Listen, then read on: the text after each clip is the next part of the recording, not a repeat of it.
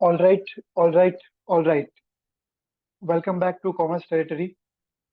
This is part 4 of chapter number 1, CA Foundation Economics. पहले दो part में हमने चैप्टर 1 का यूनिट 1 देखा था। पार्ट नंबर 3 में हमने यूनिट 2 स्टार्ट किया।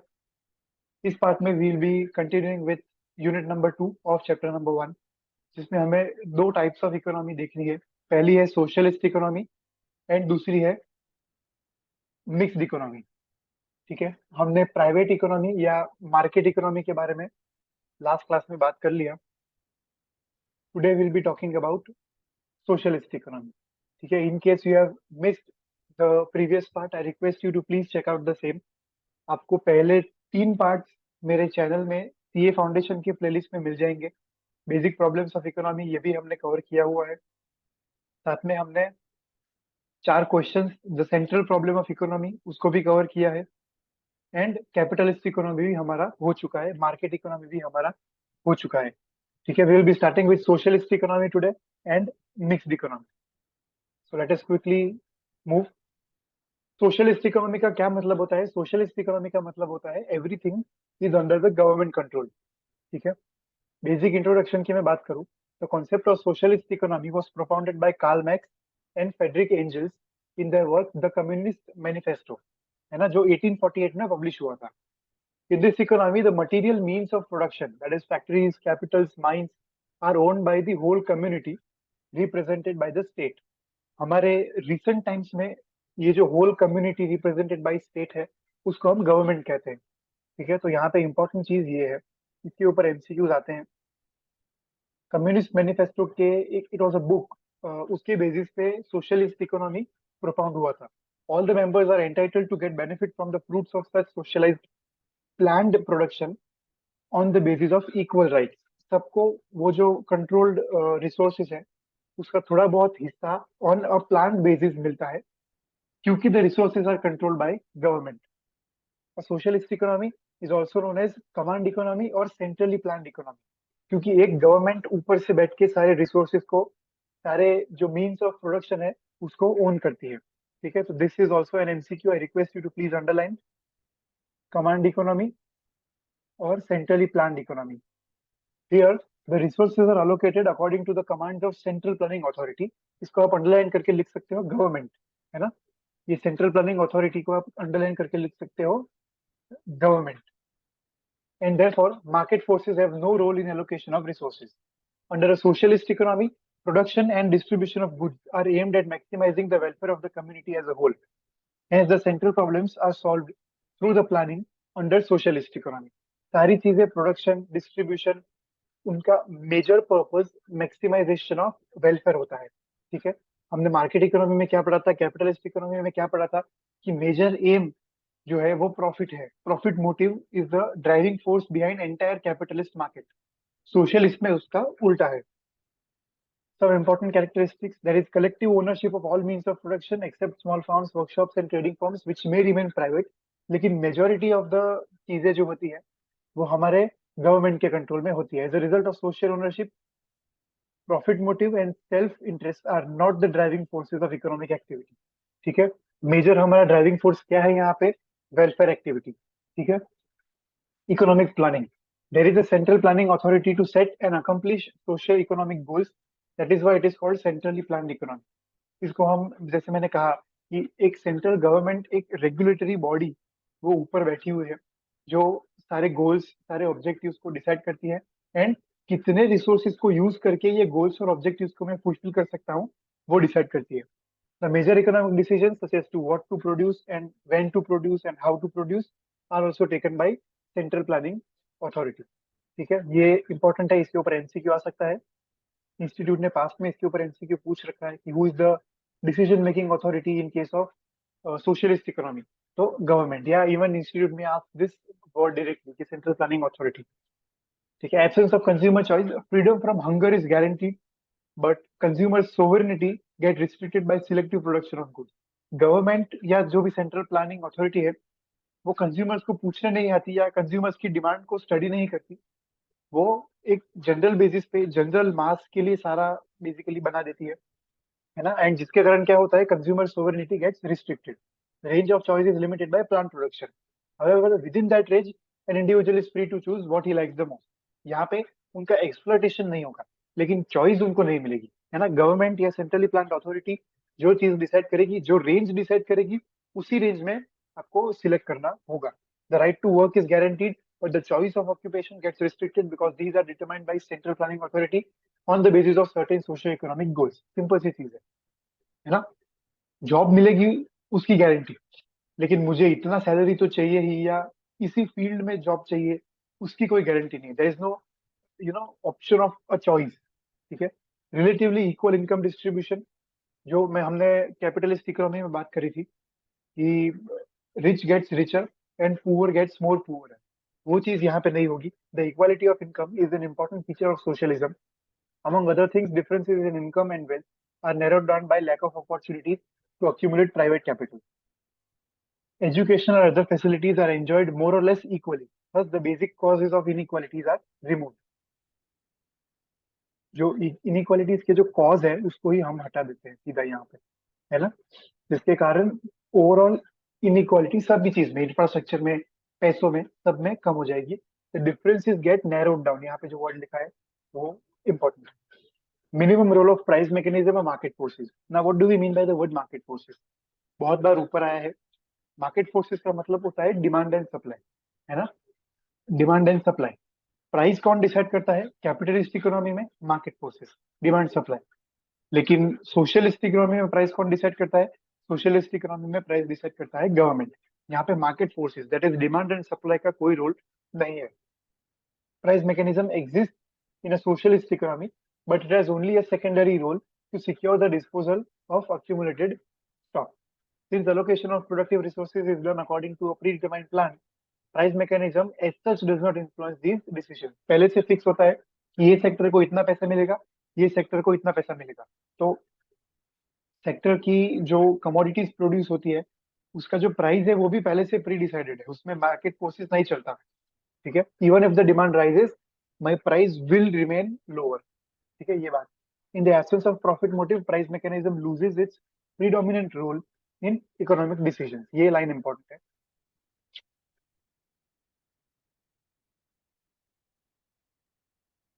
ठीक है, इसके ऊपर एमसीक्यूज आने के चांसेस है. I request you to underline it. Okay. The prices prevailing under socialism are administered prices. ये भी इंपॉर्टेंट है ना. इसके ऊपर एमसीक्यूज आया हुआ है पास में, so I request you to please take a note of it. Administered prices which are set by the Central Planning Authority on the basis of socio-economic objectives. Demand forces के द्वारा, डिमांड या supply के द्वारा price decide नहीं होता. Price is decided, price is administered by the central planning authority या government. ठीक है, I hope it is clear. Absence of competition. Since the state is the sole entrepreneur, there is absence of competition under socialism. ठीक है, कोई competition नहीं होता, जिसके कारण कंज्यूमर्स को बेनिफिट एज सच इतना ज्यादा नहीं होता. ठीक है. जैसे मैंने लास्ट क्लास में जियो सिनेमा वर्सेस हॉटस्टार का एग्जांपल लिया था और समझाया था कि कैसे दोनों के कंपटीशन से हमको यानी कि कंज्यूमर्स को फायदा हो रहा है. ठीक है. The erstwhile USSR was an example of socialist economy. In today's world, there is no country which is purely socialist. कुछ एग्जाम्पल्स है जैसे Vietnam, China, Cuba, north Korea, जो वर्ल्ड के मोस्ट टोटालिटेरियन स्टेट्स है. टोटालिटेरियन का मतलब होता है जहाँ पे गवर्नमेंट का मैक्सिमम रोल हो. ठीक है. So I request you to underline these countries.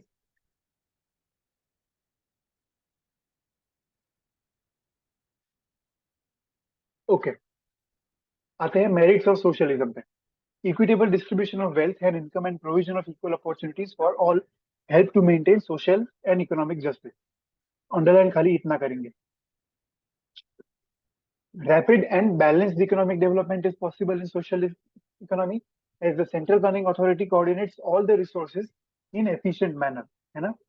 जो हमारा गवर्नमेंट है वो सारा का सारा रिसोर्सेज को अच्छे से एफिशिएंट मैनर में कोऑर्डिनेट करता है. ठीक है. Socialist economy is a planned economy.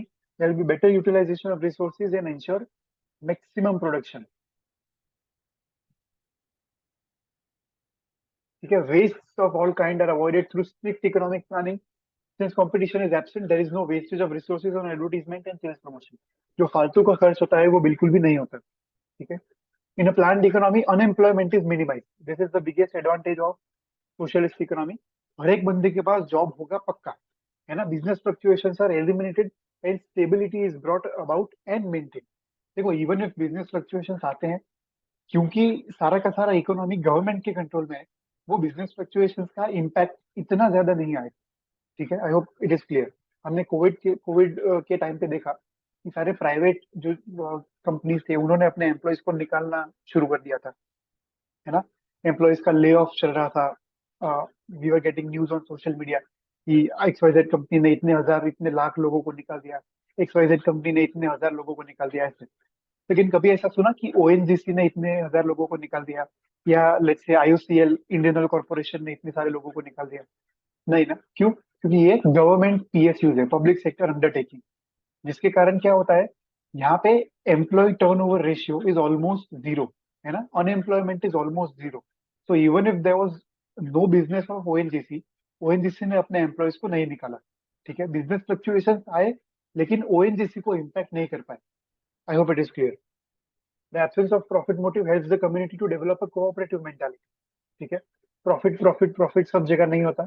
एक जो क्लास वॉर होती है ना, war between different types of classes, वो चीज अवॉइड हो जाती है। Socialism ensures right to work and minimum standard of living for all the people.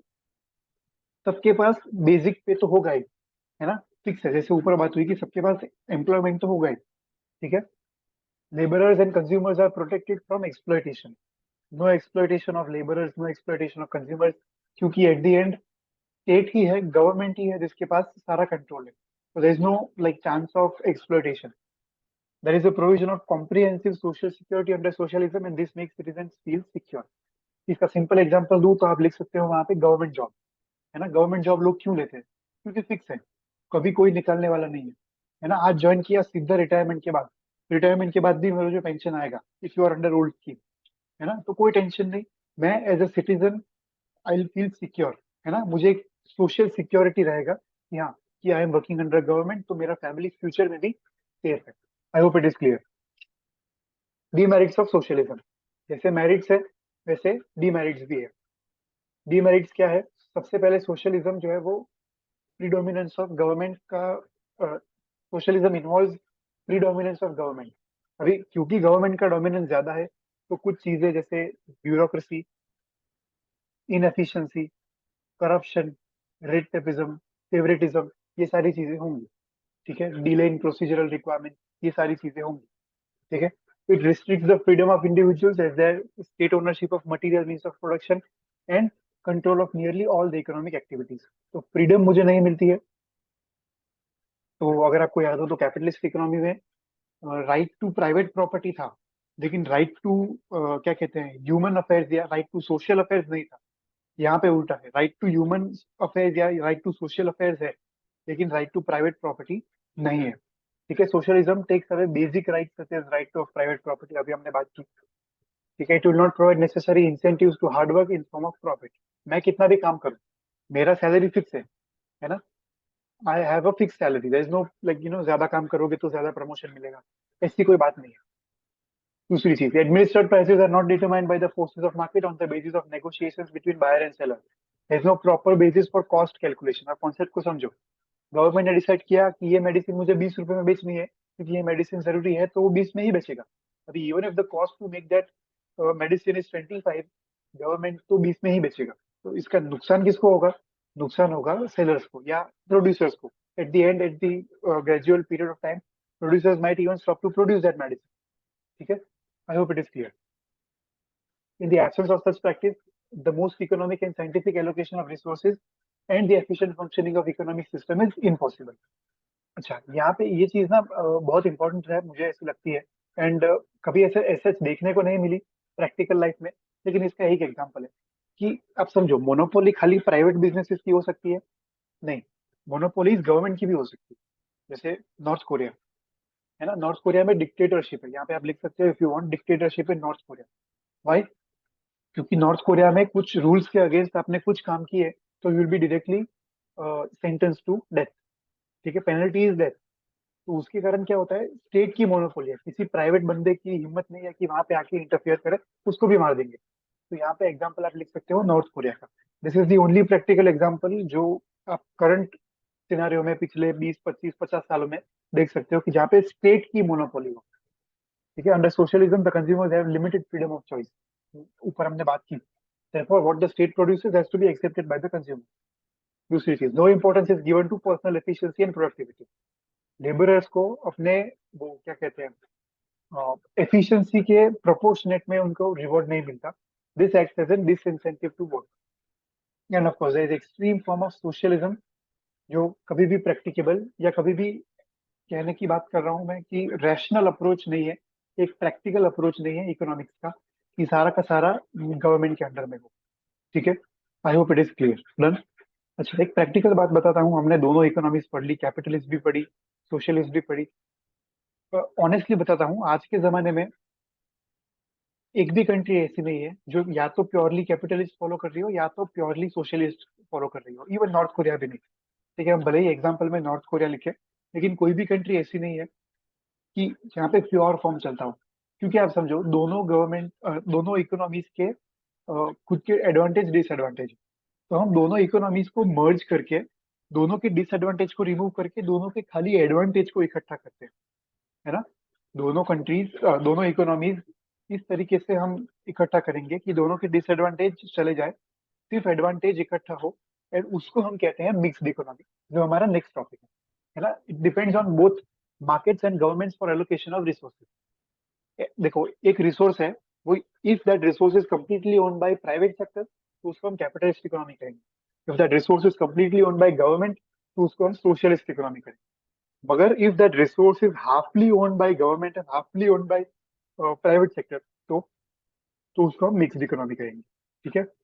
In fact every economy in the real world, इसको अंडरलाइन करो, हाईलाइट करो, बहुत ही इंपॉर्टेंट लाइन है। Every economy in the real world makes use of both markets and government, and therefore it is mixed economy in its nature। ठीक है, बहुत ही important line. कोई भी कंट्री ऐसी नहीं है जो प्योरली सोशलिस्ट या प्योरली कैपिटलिस्ट बेसिस पे चलती है। ठीक है, in a mixed economy the aim is to develop a system which tries to include best features of both controlled economy and the market economy. Controlled economy का मतलब होता है सोशलिस्ट, मार्केट इकोनॉमी का मतलब होता है कैपिटलिस्ट। लिख लीजिए if you want. while excluding the demerits of both, it appreciates the advantage of private enterprise and private property with the emphasis on self interest and profit motive। ठीक है, दोनों के एडवांटेज को समझती हैं। emphasis is on profit motive as well as self interest। Vast economic development of England, USA is due to private enterprise। At the same time, it is noticed that private property, profit motive, and self interest of the market economy may not promote the interest of community as a whole. And as such, the government should remove these defects from private enterprise। For this purpose, the government itself must run important and selected interest industries। Concept को समझिए, ये आप underline कर लीजिए, फिर मैं इसको detail में एक्सप्लेन करता हूँ। कुछ इंडस्ट्रीज को गवर्नमेंट को चलाना पड़ेगा and eliminate the free play of profit motive and self interest. देखो, हम समझते हैं हर सेक्टर में, हर इंडस्ट्री में प्रॉफिट मोटिव या सेल्फ इंटरेस्ट नहीं चल सकता। कुछ इंडस्ट्रीज ऐसी होती है जिसमें सोसाइटी एज ए होल का फायदा है ना। कुछ सेक्टर्स ऐसे हैं जिसमें सोसाइटी एज ए होल का फायदा है। ठीक है, तो उसमें मैं क्या करूंगा, उसमें कंप्लीटली गवर्नमेंट करूंगा। सिंपल सा एग्जांपल लूँ तो डिफेंस, है ना। डिफेंस में प्रॉफिट मोटिव से काम किया तो गए, है ना, देश गया, देश की सिक्योरिटी गई, है ना। तो defence is a very critical matter and therefore it is not given to private sector, सिर्फ गवर्नमेंट ओन करती है। दूसरा, रेलवेज। चलो, आज के टाइम पे तो रेलवेज का प्राइवेटाइजेशन हो रहा है, मगर railway is a very important, क्या कहते हैं, it is the lifeline of the country, है ना। छोटे से छोटा गांव आज रेलवे से कनेक्टेड है। तो अगर रेलवेज को मैंने प्राइवेट कर दिया तो प्रॉब्लम हो जाएगी। प्रॉफिट मोटिव रेलवेज में आ गया तो फिर कोई फायदा नहीं है लोअर क्लास ऑफ पीपल को। ठीक है। दूसरा है, जैसे हम इसरो, अभी हमने देखा कि इसरो ने चंद्रयान 3 मून पे सक्सेसफुली लैंड कर दिया। तो वो अगर प्राइवेट में दिया होता तो उसमें भी वो प्रॉफिट देखते, कॉस्ट कम करते, तो शायद चंद्रयान 3 फेल हो गया होता, है ना। तो दीज आर इंडस्ट्रीज जिसमें पूरे सोसाइटी का, पूरे देश का इंटरेस्ट है। तो उसमें government won't allow any free play of private sector. उसमें गवर्नमेंट खुद ही रहेगी। ठीक है, मैंने सिंपल से एग्जांपल दिए कि एटॉमिक रिसर्च है, या स्पेस रिसर्च प्रोग्राम थे, या डिफेंस है, या रेलवे, इसमें प्राइवेट सेक्टर की एंट्री हो ही नहीं सकती। अगर हुई तो हम सब बर्बाद हो जाएंगे, है ना।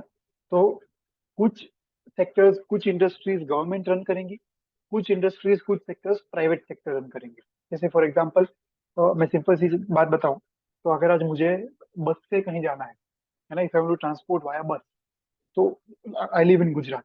तो गुजरात में दो अपॉर्चुनिटीज है, या तो आप स्टेट ट्रांसपोर्ट एसटी का बस यूज करो, या तो आप किसी प्राइवेट टूर ऑपरेटर का बस यूज करो। बहुत सारे प्राइवेट टूर ऑपरेटर्स है। तो बस सेक्टर ऐसा है जिसमें दोनों चलते हैं, गवर्नमेंट भी चलता है, स्टेट ट्रांसपोर्ट की बसेस भी चलती है, एंड प्राइवेट टूर ऑपरेटर्स की भी बसेस चलती है from one city to another city. तो it depends on you as a consumer कि आप कौन सा चूज करते हो। ठीक है, ऐसा नहीं है कि गवर्नमेंट सिर्फ कम पैसों वाली बसेस करता है, government is also launched Volvo, है ना, लग्जरी बसेस गवर्नमेंट भी देती है। सामने प्राइवेट जो टूर्स एंड ट्रैवल्स है, वो लोग भी लो क्लास ऑफ पीपल के लिए सादी सिंपल बसेस लॉन्च करते हैं so that lower middle class can travel. तो it depends on you as a consumer कि आप कौन सा सिलेक्ट करते हो एंड कौन सा लीव करते हो। ठीक है, तो इसमें दोनों government and private sector go hand in hand. मैंने सिंपल सा एग्जांपल दिया। Private enterprise, which has its own significance, is also allowed to play a positive role in the mixed economy. However, the state imposes necessary measures to control and to regulate the private sector to ensure that they function in accordance with the welfare objectives of the nation. जैसे मैंने कहा कि मुझे कहीं जाना है बस से, तो मेरे पास प्राइवेट सेक्टर भी है, मेरे पास गवर्नमेंट भी है। अभी if I select private sector, तो इसका ये मतलब नहीं है कि 2,000 की टिकट के मुझे 15,000 देने पड़े, है ना, या कुछ भी दे एक्सप्लॉइट कंज्यूमर। ऐसा नहीं होगा। कंज्यूमर के कुछ रूल्स है, कंज्यूमर के कुछ लॉज है जो आपको फॉलो करने पड़ेंगे, even if you are a private sector, है ना। कॉन्सेप्ट को समझो। Even if you are a private sector business, even if you are a private sector enterprise, आपको कुछ गवर्नमेंट के लॉज और कुछ गवर्नमेंट के रूल्स फॉलो करने पड़ेंगे so that consumer is not exploited and overall welfare objectives of nation is not hindrance. Okay, I hope it is clear. बात करते हैं features of mixed economy, coexistence of private and public sector. The first important feature is coexistence of both the sectors, private sector and public sector, both go hand in hand. ठीक है, there are three sectors of industry, private, public and combined. Private में जिसमें distribution और production जो completely private के पास होता है, industries in the sectors are based on self interest and profit motive. System of private property exist, personal initiative is given full scope. लेकिन ये प्राइवेट एंटरप्राइज होने के बावजूद कुछ लॉज इनके गवर्नमेंट को, उनको गवर्नमेंट के फॉलो करने पड़ेंगे, है ना। जैसे टैक्स लॉज है, या कुछ सेफ्टी मेजर्स है, या एनवायरमेंटल कुछ रूल्स है। इवन इफ प्राइवेट सेक्टर, आपको ये चीज फॉलो करनी पड़ेगी। पब्लिक सेक्टर जिसमें सारी चीजें they are not profit oriented, सारी चीजें गवर्नमेंट के पास होती है, सेंट्रल प्लानिंग अथॉरिटी के पास होती है। And lastly, combined sector, a sector in which both government and private enterprises have equal access and join hands even to produce commodities and services, leading to the establishment of joint sectors. Simple सी बात बताऊं, medical sector है ना, हमारे देश में medical sector है।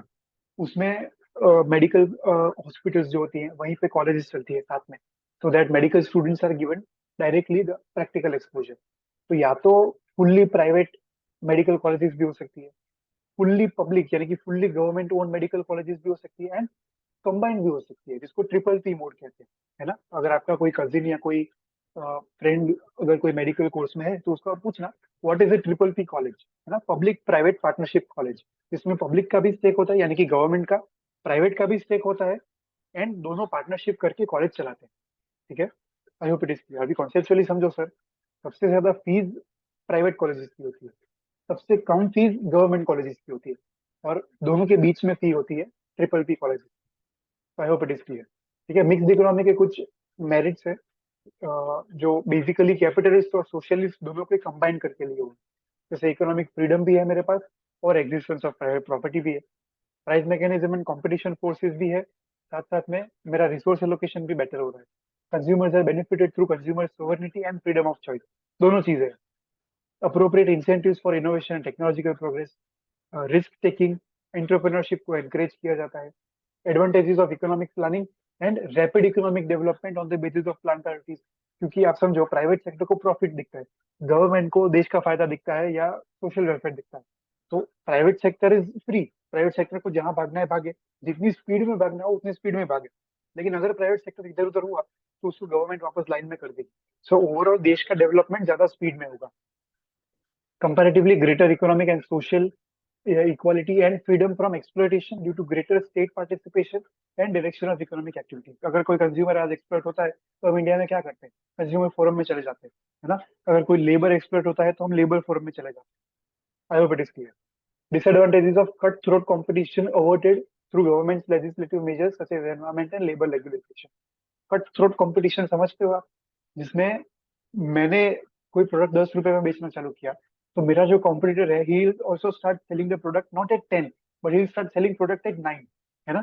अभी मैंने 9 किया तो उसने 8 किया, मैंने 8 किया तो उसने सीधा 5 कर दिया, खत्म, कंपटीशन खत्म, वो जीत गया, है ना। This is cut throat competition. Mixed economy, of course उसके भी कुछ demerit side, is not always a golden path, जैसे कुछ बेसिक दी हुई है आपको। Mixed economy sometimes is characterized by excessive controls by the state, resulting in reduced incentives and constrained growth of private sector, है ना। गवर्नमेंट का इतना ज्यादा रेगुलराइजेशन होता है कि प्राइवेट सेक्टर ग्रो नहीं कर पाता।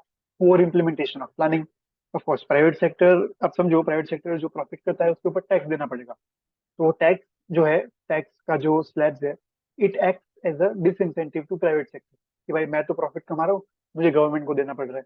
Lack of efficiency, corruption, red tapism तो है ही क्योंकि गवर्नमेंट का इंटरफेरेंस है। Undue delays in economic decision, है ना। मुझे इंडस्ट्री खोलनी है, मैं प्राइवेट सेक्टर हूँ, बताओ गवर्नमेंट के नॉर्म सारे मुझे फुलफिल करने पड़ेंगे, फॉर्म फिलअप करना पड़ेगा, प्रोसीजरल रिक्वायरमेंट्स करने पड़ेंगे, है ना। Moreover it is very difficult to maintain a proper balance between public and private sector. जैसे मैंने कहा कि पब्लिक और प्राइवेट के बीच में भी कंपटीशन होती है ना। बस की सर्विस एक सिटी से दूसरे सिटी प्राइवेट सेक्टर 2000 में दे रहा है, गवर्नमेंट दे रहा है 1600 में। Same service, same luxury bus, AC वाली। तो कंज्यूमर कहाँ जाएगा, गवर्नमेंट के पास जाएगा। तो प्राइवेट सेक्टर को नुकसान होगा, प्राइवेट सेक्टर उसको 1500 करेगा, गवर्नमेंट उसको 1000 कर देगी, तो वो बैलेंस नहीं रहेगा। And in absence of strong governmental initiatives, private sector is likely to grow disproportionately. The system would then resemble capitalism with all its disadvantages. Private sector फिर जैसे उसको ग्रो करना है वैसे करेगा, एंड फिर कैपिटलिज्म और मिक्स्ड इकोनॉमी में कोई फर्क नहीं रहेगा।